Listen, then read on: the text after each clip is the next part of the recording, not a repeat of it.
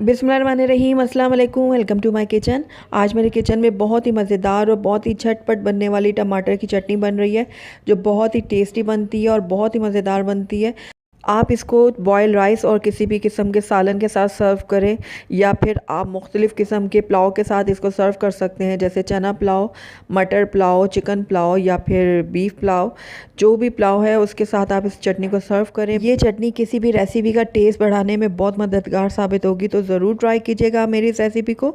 तो चलिए इस मज़ेदार सी चटनी को बनाना स्टार्ट करते हैं। लेकिन उससे पहले अगर आप मेरे चैनल पर नए हैं तो काइंडली इसको सब्सक्राइब कर दें और साथ ही बेल आइकन को भी प्रेस कर दें, ताकि मेरी हर नई आने वाली वीडियो की नोटिफिकेशन सबसे पहले आप तक पहुंचे। तो टमाटरों की चटनी बनाने के लिए ऑब्वियसली हमें टमाटरों की ज़रूरत होगी, लेकिन उससे पहले चूल्हे के ऊपर मैंने एक स्टैंड सा रख लिया और उसके बाद उसके ऊपर मैं ये खूबसूरत से रेड रेड टमाटर रख दूंगी। 3 अदद मैंने यहाँ पर टमाटर लिए हैं। अगर आपके पास ये स्टैंड नहीं है तो आप डायरेक्ट चूल्हे के ऊपर भी इसको रख के पका सकते हैं। तो अब इन टमाटरों को मैं उलटते पुलटते इतना पकाऊंगी कि ये अच्छे से सॉफ़्ट हो जाए और इसकी जो ऊपर की स्किन है वो ईज़िली उतरना शुरू हो जाए। तो बस कुछ ही टाइम में हमारे टमाटर रेडी हो जाएंगे। तब तक हम यहाँ पर प्याज को चॉप कर लेते हैं। तो यहाँ पर एक मीडियम साइज़ की मैंने प्याज ली थी, जिसको मैंने मोटा मोटा काट लिया।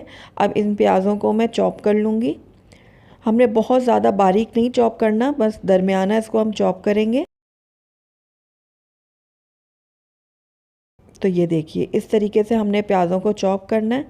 तो प्याज हमारे रेडी हैं, इनको हम एक तरफ रख लेते हैं। तो आइए तब तक हम अपने टमाटरों को चेक कर लेते हैं। तो ये देखिए, टमाटर भी हमारे बिल्कुल रेडी हैं। ये कितने सॉफ्ट हो चुके हैं आप देख रहे होंगे, और इसकी जो स्किन है वो बहुत ही ईज़िली उतरने वाली हो गई है। ये देखिए, अब इन टमाटरों को मैं एक प्लेट में निकाल लूँगी इस तरीके से।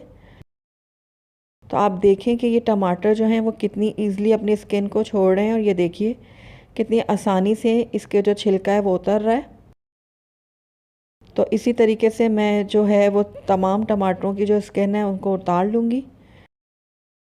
आप भी टमाटरों को इसी तरीके से चूल्हे के ऊपर भून कर इसकी चटनी तैयार कीजिएगा, आपको ये चटनी बहुत ही पसंद आएगी।